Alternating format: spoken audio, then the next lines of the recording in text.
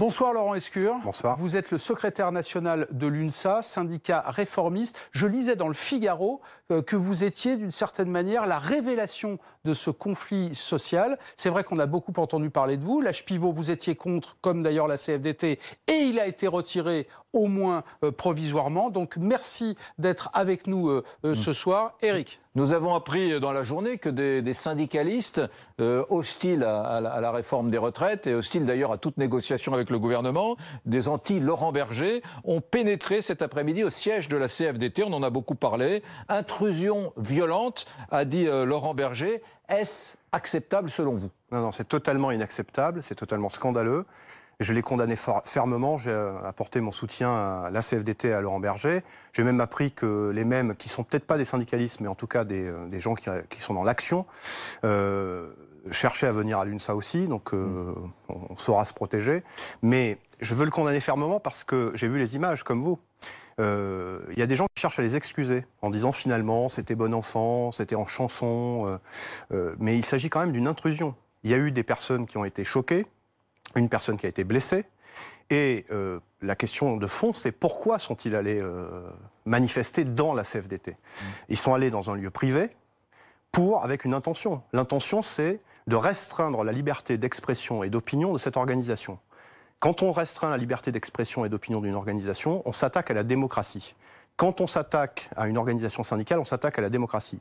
Quand on s'attaque à un plateau d'un média ou à un hall d'un média, on s'attaque à la démocratie. Quand on s'attaque à une institution, on s'attaque à la démocratie. Donc il faut le condamner fermement et sans tergiverser, et j'attends de ça de l'ensemble des forces démocratiques. Mais allons plus loin, Laurent Escure. Tout à l'heure, on en parlait avec Éric Brunet. Ce matin, l'émission Les Grandes Gueules d'RMC à Béziers, interrompue au bout d'une heure parce qu'on a débranché le car régie. Cet après-midi, le Louvre où quelques grévistes bloquent l'entrée et laissent dehors des milliers de touristes qui étaient venus pour visiter ce musée. On a vu d'autres exemples depuis le début de la grève. Je vous pose la question, mais sans naïveté, en toute innocence, est-ce que vous considérez que c'est encore du syndicalisme? Ah non, pas du tout.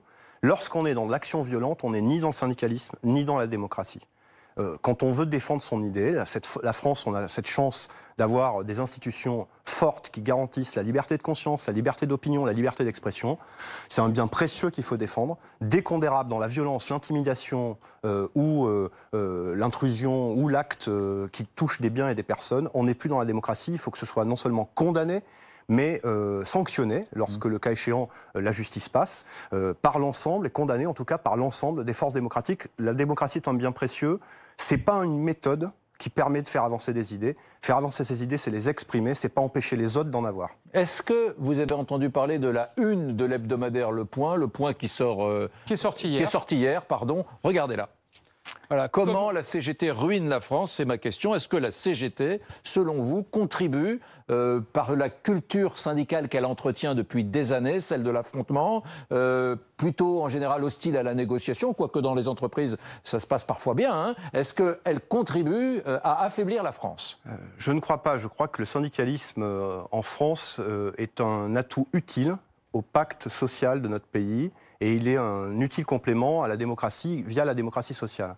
Bon, c'est une ligne éditoriale, je ne la commente pas, je trouve que c'est un peu excessif. J'ai des désaccords avec Philippe Martinez ou la CGT sur des orientations stratégiques, mais je pense que le syndicalisme est utile en France, et après c'est à chaque Français, salarié, de sanctionner ou d'encourager différentes options syndicales. Je viens de demander un petit état des lieux depuis le début de la grève. À l'UNSA, on a fait chaque jour de grève, on a créé plus d'une section syndicale dans des entreprises où on n'était pas. On a 2 résultats récents qui sont en train de tomber. Un quart des magasins Ikea, c'est-à-dire 7 magasins, ont voté. On n'existait pas. L'UNSA fait dans ces magasins désormais 49%. Alors, on vient de s'implanter à Capgemini, 25 000 salariés. Et on vient de prendre la représentativité, on vient d'obtenir la représentativité pendant que Force Ouvrière la perd. Les salariés savent faire le choix du meilleur syndicalisme, et donc il y a ceux qui font le choix de la CGT, ceux qui font le choix de l'UNSA, c'est la pluralité également. Vous avez choisi depuis le début de ce conflit d'être dans la négociation, dans la concertation. Vous parliez à l'instant de Philippe Martinez, je voudrais qu'on l'écoute puis je vous fais réagir après. L'intersyndicale qui s'est réunie hier a déjà programmé d'autres journées d'action la semaine prochaine. Voilà, c'est la réponse qu'on fait au gouvernement s'il ne retire pas son projet, s'il n'accepte pas de discuter de nos propositions pour améliorer le système actuel. Il n'est jamais trop tard pour convaincre et puis pour faire céder un gouvernement. Vous, l'UNSA, la CFDT, vous avez obtenu quelque chose. Oui. Le retrait provisoire de l'âge pivot. Plus que ça. Qu'ont obtenu la CGT et FO? Pas grand-chose, mais j'ai beaucoup de respect pour ceux qui sont sur des lignes stratégiques différentes. Eux avaient choisi la ligne stratégique depuis 6 mois, un peu plus même, de demander a priori le retrait de cette réforme. Le retrait ou rien. Donc c'est la logique du tout ou rien. Nous, à l'UNSA, et validé par l'ensemble de nos fédérations, de nos syndicats, on a choisi une autre orientation stratégique qui était de dire on ne peut pas mettre tous nos œufs dans le même panier et on ne peut pas prendre le risque pour les salariés que cette réforme qu'on avait, pour lesquels il y avait des inquiétudes ou qu'on avait même critiqué sur un certain nombre d'aspects, on ne peut pas prendre le risque que le gouvernement l'écrive tout seul ou qu'on ne soit pas là pour défendre les salariés. Et donc, dès le mois de décembre, dès le mois de juillet, on a formulé des propositions et certaines ont été reprises par le gouvernement. Le fait que la génération, ce soit la génération 75 et pas la génération 63, c'est-à-dire ceux qui sont nés en 75, qui commencent à rentrer dans la réforme. Le fait que 100%, pour public comme privé, le fait que ce soit 100% de droits acquis après pour ceux qui sont dans la phase de transition. Le fait qu'on ait une revalorisation de certaines catégories. Le fait que dans certains secteurs particuliers, il y ait des aménagements là aussi pour la transition. Donc on a déjà obtenu un certain nombre de choses. C'est pas fini, on en a d'autres à revendiquer pour l'hospitalière. C'est ça le souci, c'est que vous avez obtenu, mais CGT-FO, rien. Pas peu. Oui, alors je les entends dire, mais ce que vous avez obtenu, puisqu'on cherche encore à en obtenir pour les fonctionnaires territoriaux, pour l'hospitalière, pour le privé aussi, parce qu'il y a dans le privé des choses à obtenir sur cette réforme, finalement, c'est à mettre au compte de notre mobilisation. Mais la mobilisation n'est qu'une forme d'action. Il y a une autre forme d'action, ce qui est la négociation. Nous-mêmes, on a été à des moments dans la mobilisation, mais plus que la forme d'action, c'est le mot d'ordre. À partir du moment où on est dans le mot d'ordre du retrait, on ne risque de rien obtenir. Est-ce que vous ne trouvez pas... Alors, bien évidemment, il faut prendre un peu de hauteur, oublier quelques instants votre casquette syndicale, mais quand on regarde, objectivement, tout ce que ce gouvernement a concédé en prenant dans des poches différentes. Je pense notamment à l'augmentation des 907 000 enseignants. Bien évidemment, ça n'a rien à voir avec les retraites, mais tout ce qu'il a concédé, le statut des professions en uniforme, l'opéra, le fait que les agents de la RATP et finalement ceux qui sont à la SNCF aujourd'hui ne perdront pas 1 euro, on peut à peu près dire les choses comme ça. Bref, toutes ces concessions qu'il va bien falloir financer. Certains disent que ça va coûter des milliards et des milliards sur des années, que le contribuable français va être obligé de financer. Est-ce que finalement... En France, on n'a pas pris la mauvaise habitude, peut-être parce qu'on a peur de la CGT ou de l'action syndicale, de concéder beaucoup. Vous vous souvenez, 2008, Sarkozy et les retraités d'EDF, on a découvert, après que Sarkozy est un peu plastronné, on a découvert qu'en réalité, eh bien, cette réforme, entre guillemets, allait coûter des milliards et des milliards aux Français. Donc est-ce qu'on n'a pas des gouvernements qui sont un peu peureux face à la puissance des syndicats en France ? Moi, ce qui m'intéresse, c'est quand les gouvernements écoutent les syndicats. Qu'on puisse contribuer à faire progresser, avancer. Nous, sur ce dossier de la réforme de retraite, on cherchait à obtenir, et on cherche encore, des compensations, des garanties, des moindres reculs ou des avancées. Pour les obtenir, avant de répondre directement à votre question, pour les obtenir, encore faut-il les formuler. Et nous, à l'UNSA, comme on ne veut pas être le syndicalisme des problèmes, mais le syndicalisme des solutions, on en a formulé. Et on en formule encore, notamment sur la question du financement, puisque vous me lancez... Je voudrais qu'il réponde à la question de la peur. Sur le financement.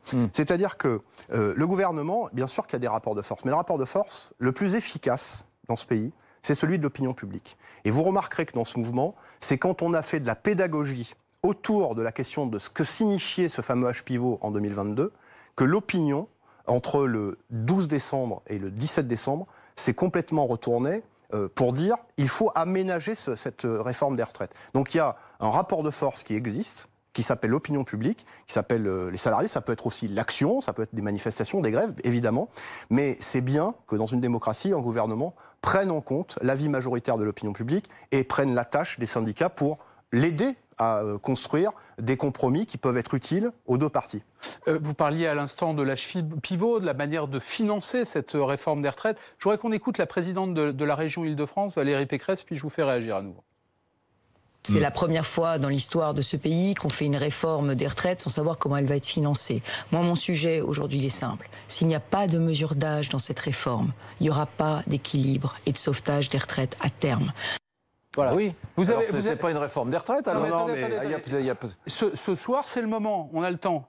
Dites-nous concrètement, puisque vous ne voulez pas de l'âge pivot, comment financer cette réforme des retraites ? Je vais vous le dire.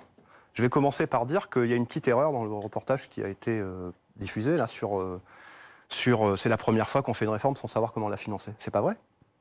Je vais vous dire pourquoi c'est pas vrai. C'est que l'équilibre dont il est question, c'est celui entre 2022 et 2025. La future réforme, elle ne s'applique pour les premiers qui partiront à la retraite qu'en 2037. Et l'équilibre financier de 2027, moi-même je me suis trompé, l'équilibre financier pour 2027 concerne les régimes actuels. Donc, qui ont un fonctionnement. Donc il faut qu'on trouve dans le fonctionnement et la phase de transition... C'est ceux qui étaient au pouvoir avant qui n'ont pas anticipé ce qui se passe. Non, c'est pas ça que je veux dire. Je veux dire que le travail qu'on doit faire pour l'équilibre, si on veut garder un système par répartition, les 42 actuels qui vont s'éteindre et le futur système qui est aussi un système par répartition, il faut que ce soit les salariés actifs qui payent pour ceux qui sont à la retraite. C'est ça un système par répartition. On ne veut ni, nous à l'UNSA, ni d'un système par capitalisation, c'est facile à comprendre, ni d'un système étatisé, là où il y aurait des recettes fiscales magiques qui concéderaient le pouvoir absolu aux parlementaires chaque année de déterminer le montant des retraites. Donc ça, c'est ce que vous ne voulez pas. Qu'est-ce que vous voulez? On veut le système par répartition, donc il doit être équilibré. On n'a aucune peine à dire que le système doit être équilibré. Donc nous, pour la conférence qui va s'ouvrir, on a plusieurs propositions. D'abord, c'est la question de se mettre d'accord. Je sais que beaucoup de partenaires sociaux, y compris du côté de l'employeur, sont sur cette position. D'abord, se mettre d'accord sur combien il faut. Quel est le coût de cette réforme et combien, mettons-nous d'accord sur combien il faut. On a des indications, on sait qu'à peu près c'est 46 milliards entre 2022 et 2027. Ensuite, on dit comment la démographie va évoluer. C'est-à-dire pendant combien de temps on a besoin, s'il y a des efforts à faire, de faire des efforts. Ensuite, nous, on en a mis des solutions. Ça sera le fruit d'un compromis, mais nous, on a des solutions. Lesquelles? Il y a un fonds qui n'est pas le fonds de précaution des réserves de retraite, qui est de 140 milliards. Il y a un fonds qui n'est pas captif, donc qu'on peut utiliser, qui représente 33 milliards. On peut prendre une partie de cette somme pour regarder comment on jongle sur ces 5 à 7 ans où on a un problème démographique à traiter. On propose que les cotisations des hauts revenus, ceux supérieurs à 10 000 euros par mois, qui ne vont plus cotiser à la même hauteur qu'avant, qui vont cotiser pour la solidarité, au-dessus de 10 000 euros, 2,8%, pourraient cotiser un peu plus, parce qu'ils vont avoir un allègement, 3, 4, 5%. Parce qu'ils vont avoir de la CFDT aussi, je crois. Proposition de l'UNSA d'abord, mais peu importe, je cherche pas la paternité. Quand on veut faire avancer une idée, plus on est nombreux à la partager, mieux c'est. Donc il y a cette deuxième solution. Il y a en 2024 la CRDS, la contribution sociale pour l'équilibre, qui va s'arrêter. On demande, ça fait à peu près l'unanimité dans le pays, que cette somme de 7 à 9 milliards aille à la dépendance, parce qu'on en a besoin pour la dépendance. Mais on pourrait prendre 4 ou 500 millions. J'ai d'autres idées, je peux vous les développer, mais peut-être que vous voulez... C'est un peu technique. Oui, non, c'est pas technique, mais on a compris que vous y avez réfléchi, justement. Laurent Escure, une partie du grand public vous découvre, on a dit, vous êtes une révélation de ce conflit social, découvre aussi l'UNSA. On savait que l'UNSA existait, mais on entendait plutôt CFDT, CGT, Force ouvrière. Est-ce que, vous nous avez dit que vous êtes en train de faire des entrées en force dans des entreprises comme Capgemini, comme Ikea, est-ce que finalement, ce syndicalisme à la française, qui agace beaucoup de Français d'ailleurs, qu'on a un peu connu, celui de la CGT par exemple, est-ce qu'il est en train d'être concurrencé par un réformisme qui est en train de prendre le pas? Le succès de la CFDT qui est devenu le premier syndicat de France, je crois, en 2018, le succès de l'UNSA dont on parle de plus en plus. Est-ce que culturellement, sur le plan syndical, il est en train de se passer quelque chose en France? Un tournant, un virage? Je dirais que loin des périodes précédentes où le syndicalisme a été très longtemps politisé, et quand on fait des enquêtes d'opinion auprès des salariés, on voit que le premier reproche qui est fait aux syndicats, c'est d'être trop politisé. Le fait d'avoir un syndicalisme qui se préoccupe, qui a des valeurs, nous on est pour les valeurs républicaines, pour la construction européenne, sociale et écologique, donc on n'est pas dénué de valeurs. Mais un syndicat qui est vraiment indépendant politiquement, qui ne cherche pas à jouer dans le jeu politique, je pense que c'est une des raisons du succès. Le deuxième, c'est que nous, on vise l'efficacité. On ne vise pas les postures, les grands slogans ou d'attendre indéfiniment que quelqu'un arrive au pouvoir pour mettre en place l'ensemble de nos idées. On essaye de jouer quotidiennement le jeu de l'efficacité pour les salariés. Merci Laurent Escure d'être venu sur ce plateau. On avait beaucoup d'autres questions à vous poser, mais vous reviendrez évidemment dans Brunet Neumann. Vous restez avec nous parce que dans un instant, un autre sujet de controverse entre Éric Brunet et moi-même. Ce djihadiste qui a été libéré de prison après avoir purgé sa peine de 7 ans, est-ce qu'il fallait le libérer ou pas? Brunet Neumann, justement, on en débat dans un instant. Restez avec nous, à tout de suite.